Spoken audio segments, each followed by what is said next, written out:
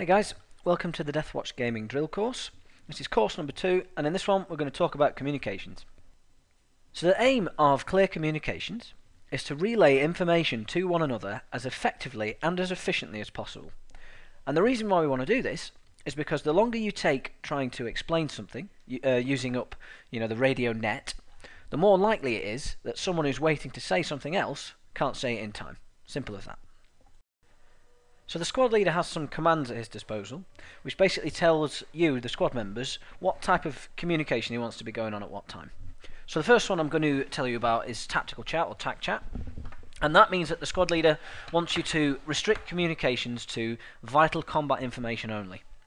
Okay, and the main time that we're going to be using this is, on a serious op or something like that. So we don't want to hear about, your day or the fact that your dog did a fantastic run today or something like that. It's literally, we just want to hear anything that's directly relevant to the combat that you're in. The next one I'm going to talk about is clear communications, or clear comms. And clear comms is a step above that. A squad leader is going to say this when he wants everyone to be completely silent immediately. Absolutely immediately. And the reason why he uses clear comms is because the platoon leader will be trying to relay information to him, and if his squad is chatting away as well, then it makes it very, very hard for him to hear what the platoon leader's saying.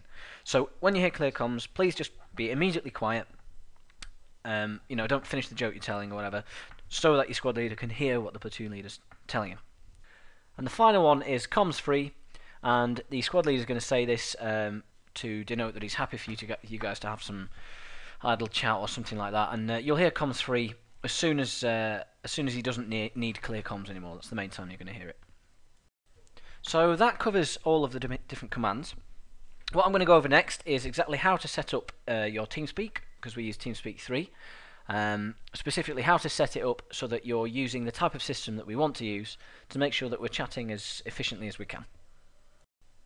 So this video is aimed at squad members. Squad leaders and platoon leaders are going to have a different video that they can watch, because what they have to do is a little bit more complicated. But for now, I'm just going to talk about what we want from squad members. And here we go. So we're going to ask you guys to have two buttons, two bindings. The first one is going to be to talk to your entire squad, and the second one will be to talk to just your fire team. So as I explained in the previous video, it's important that the fire teams can talk independently of one another, because once we start bringing in the tactics, which you're going to see in later videos, the two fire teams are going to be doing separate things. So we don't want one fire team's chat spamming the other fire team's chat, and vice versa. I'll now show you exactly how to set up this system on TeamSpeak as a step-by-step thing. So if we open up TeamSpeak, here we are. If you go into settings and options, now what I'm going to ask you guys to do to avoid confusion is to make sure that your hotkey list here is completely empty, and the same goes for your whisper list here. So whisper on the left, whisper lists. We want to start completely empty so that we're starting from a neutral point, everybody's starting from the same point. Okay? So once you've done that, I'd like you to go into Whisper on the left hand side and Whisper Lists. Oh, and also make sure that these two boxes here are unticked, otherwise you'll get that annoying psst sound every time someone speaks. So make sure they're unticked.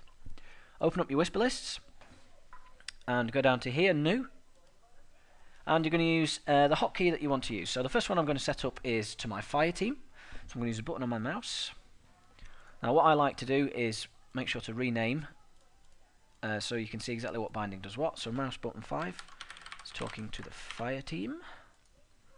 Once you've done that, whisper 2, groups, we want all clients in the current channel. Okay, so that's your fire team button.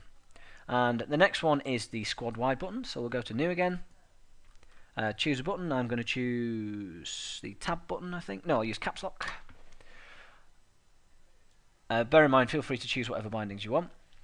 Make sure to rename it so that you can keep track of it. Good admin. So this is to the entire squad. So it's whisper to groups again. So it's all clients, complete channel family. Okay, so bear in mind that's complete channel family and not just a channel family. Complete channel family. Okay. And that, as squad members, is literally all you have to do. And because of the way that we've set it up, it won't actually matter what fire team and what squad you're in on a day-to-day basis. So just to be clear, you no longer need to worry about your TeamSpeak settings, as long as you remember that one button is to talk to your fire team, and one button is to talk to your entire squad. That's the last time you'll need to even think about your TeamSpeak setup as a squad member.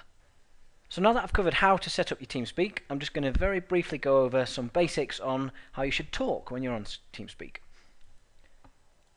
So the most common reason that we use TeamSpeak is to report enemy information, where enemies are, where they're coming from, that sort of thing. And a simple formula to follow to make sure that you're doing it pretty efficiently is to say what, say where, and any additional info that may be required. So for example, you could say enemy Sundra to the north. Or if you want to be really, really efficient, you could say enemy Sundra to the north of point A. I find that it's always helpful to give some point of reference, because not everybody is stood on the exact spot that you are. If someone is massively east of you, they'll look to the north and they're looking to a different spot that's north of you, if you get what I mean. So add a point of reference if you can. Another example would be, as it says here, multiple enemy air incoming from the south. Everyone turns around to the south, sorted. And another more complicated example would be, at the target generator, west side of base, there's heavy enemy resistance and we need some backup. Nice and simple, to the point, no problems. Now another common occurrence on TeamSpeak, if you like, is if the squad leader gives an individual an order.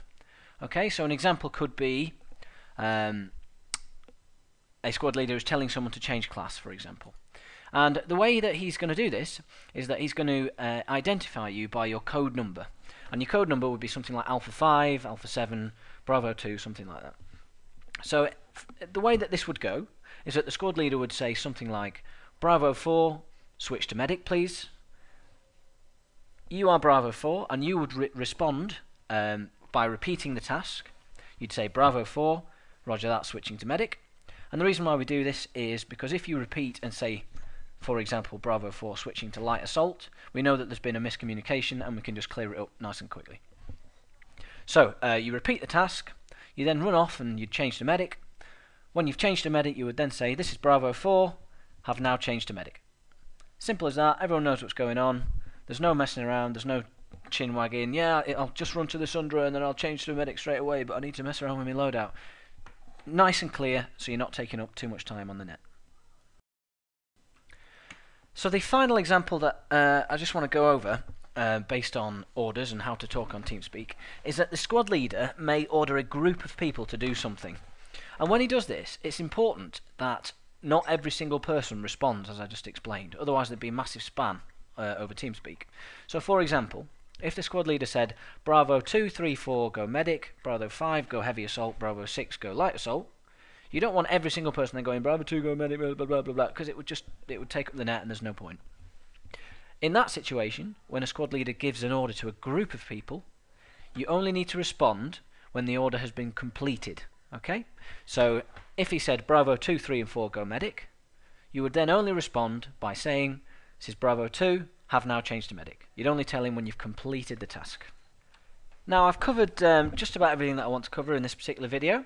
So thanks very much for your attention again, guys. I hope this helps, and hopefully we're now going to have absolutely no one on TeamSpeak saying, how do I set up my whispers, or maybe moaning that I'm getting a sound every time someone talks. It's all here, nice and simple for everyone to follow. So the next video that I'm going to do is going to be course 3, and that's going to have our battle drills, our tactics, our strategy involved in there. So that's going to be the really meaty one. So I'm looking forward to seeing you guys there. Okay, thanks very much.